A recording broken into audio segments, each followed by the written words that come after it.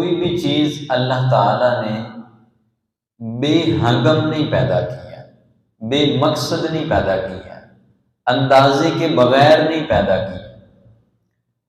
اس کی مثال اب یوں لے لیں کہ جب سے دنیا بنی ہے، سورج مشرق سے طلوع ہوتا ہے اور مغرب میں غروب ہو جاتا ہے، یہ ہے اندازہ۔ اس کو کیا کہتے ہیں؟ اندازہ۔ یعنی ایسا کبھی نہیں ہوا کہ اللہ تعالیٰ نے سورج کو پیدا تو کر دیا، اب وہ جدھر سے چاہے طلوع ہو جائے، ایسا نہیں ہے، بلکہ اللہ تعالیٰ نے اس کو پیدا کر کے مشرق سے طلوع ہونے کا حکم دیا ہے، تو تا قرب قیامت وہ مشرق سے ہی طلوع ہوتا رہے گا۔ ہاں، جب قیامت آئے گی تو اللہ تعالیٰ اسی سورج کو پلٹا کر مغرب سے طلوع فرمائے گا، اور وہ آخری دن ہوگا۔ اس کے بعد دنیا فنا ہو جائے گی۔ پتہ کیا چلا کہ دنیا چل کس وجہ سے رہی ہے؟ کہ سورج مشرق سے طلوع ہو کے مغرب میں غروب ہو جاتا ہے۔ یہ اندازہ ہے، یہ مقدار ہے۔ اب ایسا تو نہیں ہے کہ سورج کا دل چاہے تو وہ مغرب سے نکل آئے، اس کا دل چاہے تو وہ شمال سے آ جائے، اس کا دل چاہے تو وہ جنوب سے آ جائے۔ ایسا کبھی ہوا نہیں، اور نہ ہی ایسا کبھی ہو سکتا ہے۔ اسی طرح چاند ہے تو یہ بڑھتا ہے، گھٹتا ہے، کم زیادہ ہوتا ہے، تو اس کی تاریخیں مقرر ہیں۔ ایسا کبھی نہیں آپ نے دیکھا ہوگا کہ 14ویں کا چاند ہمیں بالکل باریک نظر آیا ہو۔ 14ویں کا چاند پورا ہی نظر آتا ہے۔ اسی طرح جو یکم کا چاند ہوتا ہے، پہلی کا چاند ہوتا ہے، تو وہ بالکل باریک سا ہوتا ہے۔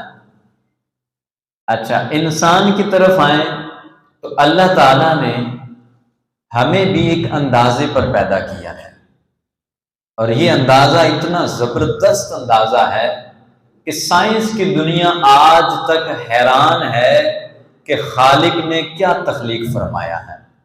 یہ جو انسان کا شاہکار ہے، یہ اللہ کریم کو سمجھنے کی سب سے بڑی نشانی ہے۔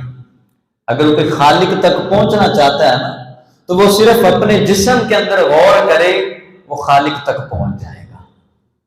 غور تو کریں اللہ تعالیٰ نے ہمارے جسم کے اعضاء کو کیسے ہر جگہ پر فٹ پیدا کیا ہے۔ آنکھ ہماری کان پر نہیں لگائی۔ آج تک کسی نے نہیں دیکھا ہوگا کہ کسی کی آنکھ اس کے کان یا ناک پر لگی ہوئی ہو، ایسا کبھی نہیں ہوا۔